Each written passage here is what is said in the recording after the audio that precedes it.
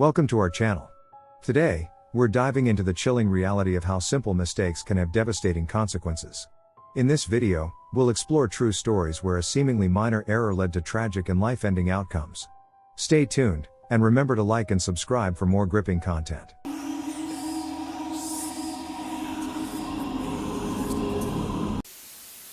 Back when I was in middle school, we had a carbon monoxide leak on a state testing day.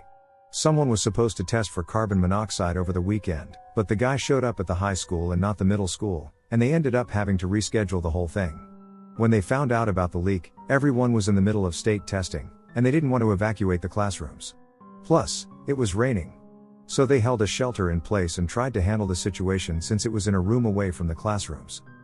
But then kids started passing out in the classrooms and vomiting and stuff. Several ambulances, 2 hours in the rain, and several school buses taking us all to stay in the elementary school building later. 3 students and 1 teacher's assistant died, and over 30 students ended up in the hospital. My mom came and got me from the elementary school and took me to the hospital. I was okay, but I went home and passed out for almost 2 days. My mom was about ready to drag me back, but then I started to feel better. All around? Crazy experience. Long ago, I was on the crew of a submarine older than me. We went into the shipyard. One of the planned jobs was to install some new equipment that required a hull penetration.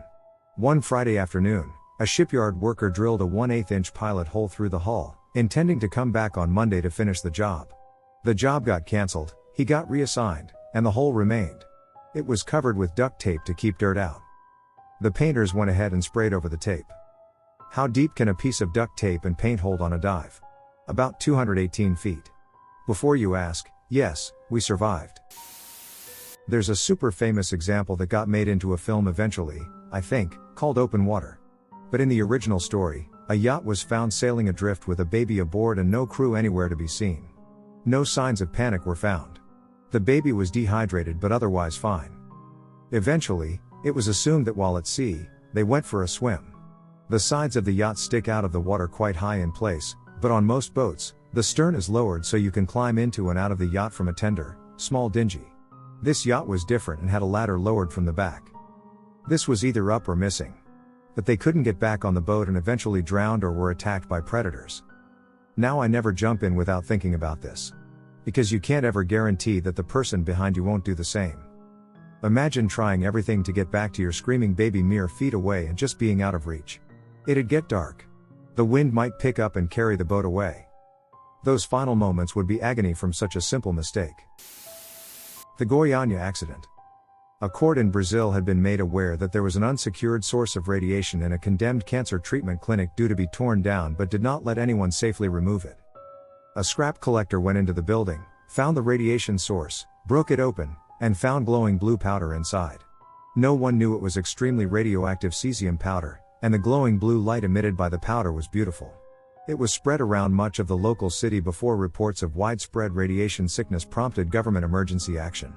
Multiple people died of radiation poisoning, including one 6-year-old girl.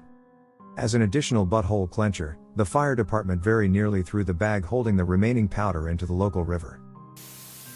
A neighborhood kid I grew up with got his Honda all tricked out. He had an aftermarket remote start on it, back when those were rather new. Apparently the remote started activating while everyone was asleep. I guess the theory was that he left the keys in his pants when he fell asleep. The car was in the garage. The entire household, parents, brother, sister, and Isaac all died. Mao's idea is to get rid of sparrows. In short, China's great leader Mao calculated that sparrows eat grain, and if China got rid of them, they would have more food. So they did indeed decimate the sparrow population. They did not consider that sparrows eat lots of insects as well, which started to thrive. Including locusts. The locusts ate the grain, causing famine. Between 16 and 30 million people died. When he recognized his mistake, he asked the Soviet Union for help, and they secretly shipped sparrows to China. This is a bit of a stretch, though. Lots of factors led to the famine, and lots of mistakes were made. But of all of them, this was probably the most obviously stupid one. A friend was having a beer in a tavern. Some guys came in and started messing with my friend. He moved seats twice and then got up to leave when one of the guys threw a punch. My friend threw one punch back, and the guy he hit landed in the ICU and wasn't expected to live. A friend was sitting in jail, waiting for the guy he punched to either die or recover. It turns out the guy he punched has recovered. Friend took a reduced charge of aggravated assault, a felony. 1 punch. Nigerian Airlines Flight 2120, operated by Nation Air, departed Jeddah, Saudi Arabia, after a maintenance worker re-inflated a tire with air instead of nitrogen. The tire heated up, burst, and caught fire during the takeoff roll. The landing gear was retracted into the aircraft and burned the airframe from the inside out. The fire caused a mid-air structural failure shortly before the pilots could return to Jeddah. My father's first wife was a flight attendant on that flight. She and 260 others died. It remains the most deadly aviation accident involving a Canadian airline. Pranking your friend by putting a revolver in your head with a bullet in it and forgetting which way the cylinder rotates. That happened to a kid I went to school with.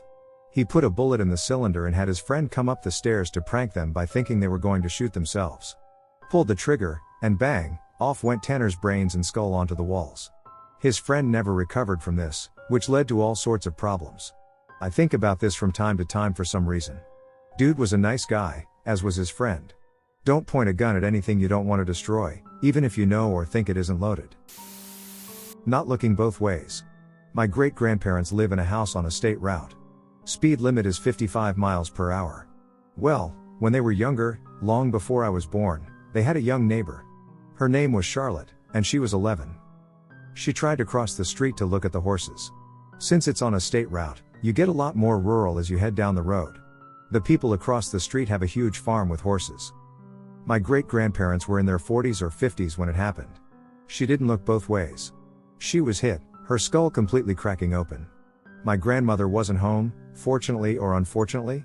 But my grandfather was.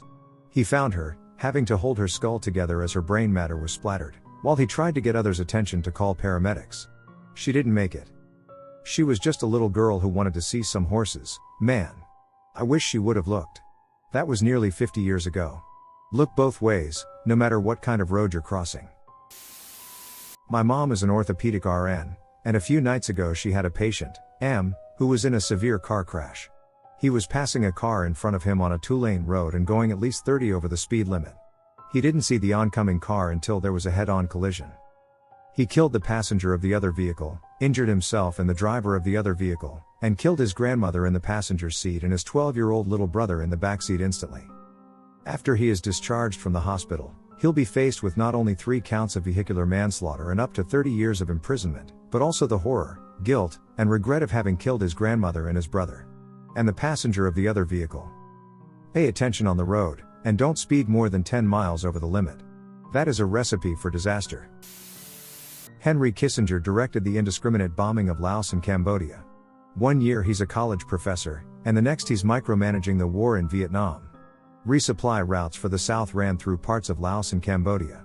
The US began to bomb those countries as part of the war in Vietnam, despite them not being part of the war. Bombs were carried by B-52s, which flew much too high to precision bomb individual ground targets. Generals would plan bombing campaigns, and Kissinger himself would redirect them to other targets based on nothing more than gut feelings. His redirects were so frequent that they stopped planning on their own and just had him tell the bombers where to go. To him, these were nothing more than grid squares. But on the ground, these were villages filled with men, women, and children. Thousands died.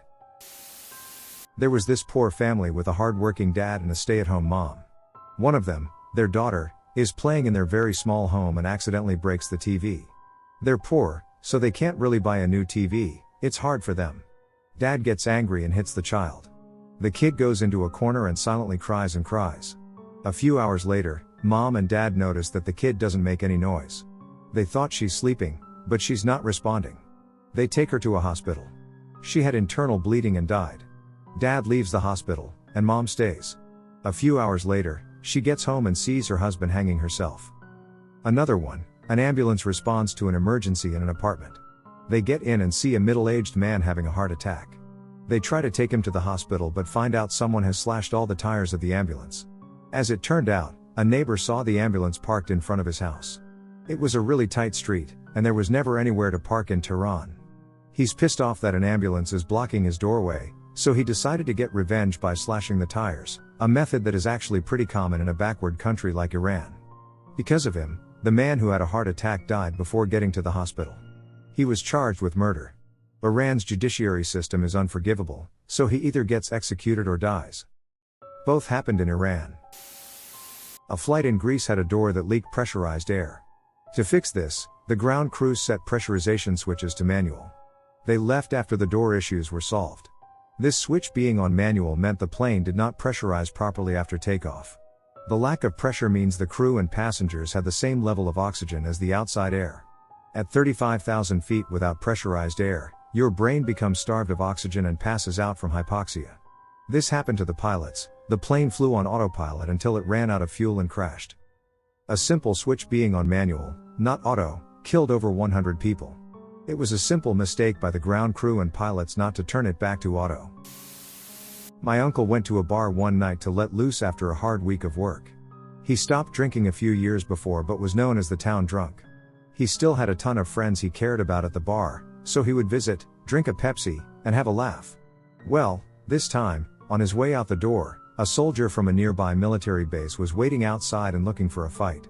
He punched my uncle, knocking him unconscious, then quickly left the scene. My uncle got up staggering and appeared to be intoxicated. During this time, the local police got called, and they hauled him off to the drunk tank. The next morning, he was dead in his cell. When he was hit, it caused a small brain bleed, and he died in his sleep. He couldn't talk or express himself, so there was no way of knowing what was wrong, and everyone thinks it's cool not to snitch these days. Taking too much acetaminophen, Tylenol or paracetamol, thinking it's a very safe and risk-free painkiller. It's not. It is very toxic to the liver in even moderate doses, and it's very easy to overdose on because it's added to so many OTC drugs, cold medication, etc. Acetaminophen toxicity is the second most common cause of liver transplantation worldwide and the most common cause of liver transplantation in the US. It is responsible for 56,000 emergency department visits, 2,600 hospitalizations, and 500 deaths per year in the United States. If Tylenol is your only option and you are unable to take other safer painkillers or anti-inflammatory medications, make sure you rigorously monitor what dose you are taking, and check all your other medications to make sure they do not include acetaminophen, and if they do, include that in your calculation, so that you do not go over the maximum recommended daily dosage. You can also take the supplement NAC to help prevent liver damage. NAC is often used to help the liver. For a healthy adult weighing at least 150 pounds, the maximum daily dose of acetaminophen is 4,000 mg, mg. However, you can experience liver damage even if you stay at or below 4,000 mg if you take this maximum dose for an extended period of time. As such, doctors often recommend a maximum daily dose closer to 3,000 mg. Read the drug label carefully and know exactly how much acetaminophen is in each tablet, capsule, or liquid dose. In the USA, trust the police. I live in New Zealand, and a Kiwi was murdered by police after he called 911 because his car was stuck. It was back in the news a few days ago because the settlement for his family had just been announced. A few years ago, an Australian woman was murdered by police after she called 911 about suspected domestic abuse next door.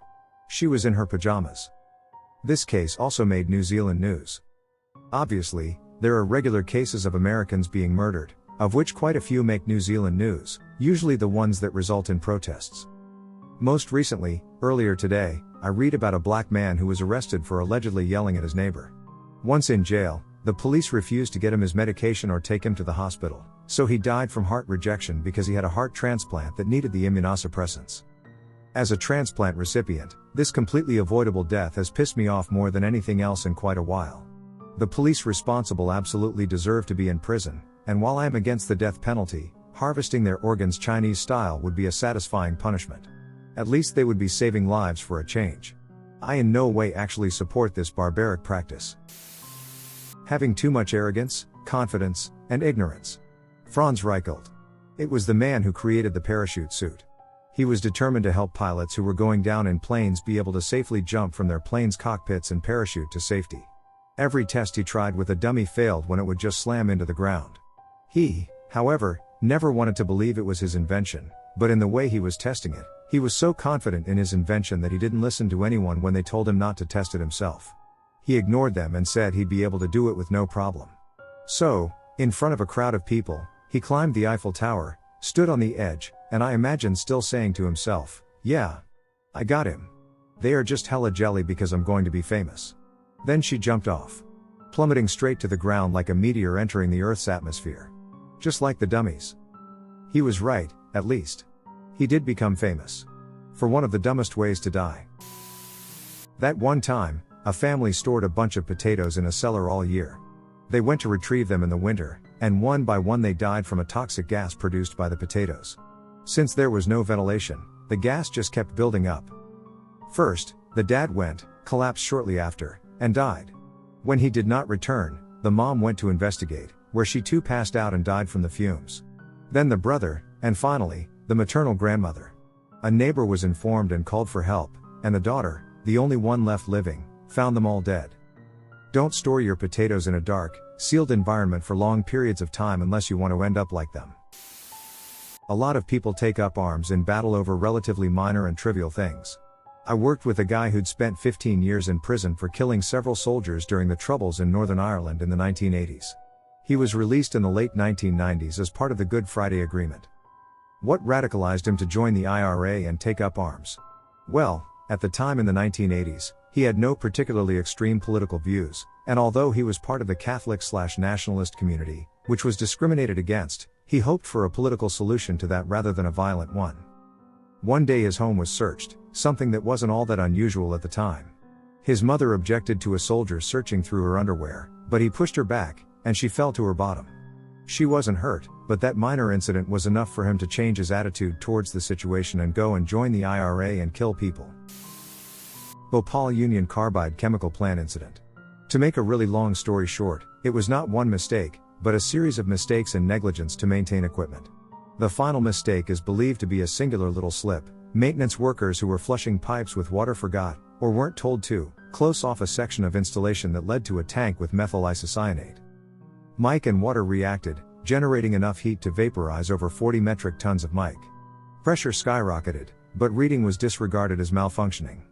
By the time some people suggested that there might be a leak, it was time for a tea break, so the search for a leak was postponed for half an hour, letting emergency pressure release valves do what they were supposed to do and releasing toxic gas into the atmosphere. Alarms inside the plant were sounded, but an alert to the city wasn't issued until 2 hours later. Police and emergency services had no idea what the agent actually was.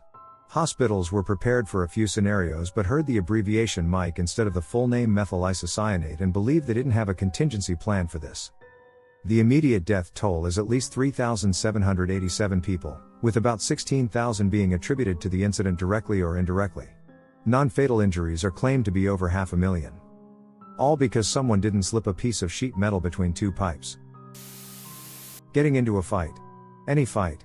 As someone who has practiced martial arts for over 14 years, the best option is always to de-escalate the situation and leave. People don't understand how easy it is to kill someone else, nor do they know what it means to fight someone. When you fight someone, you're putting both lives at stake. You only need one punch to kill someone. You only need one stab to kill someone. You only need one shot to kill someone. Raising your fist to someone is equally as dangerous as raising a knife or a gun for both you and them. These aren't meant to threaten anyone either, since you're also putting your own life at risk when you do them. Just don't get into fights, de-escalate any situation you encounter, and do your best to be kind to others.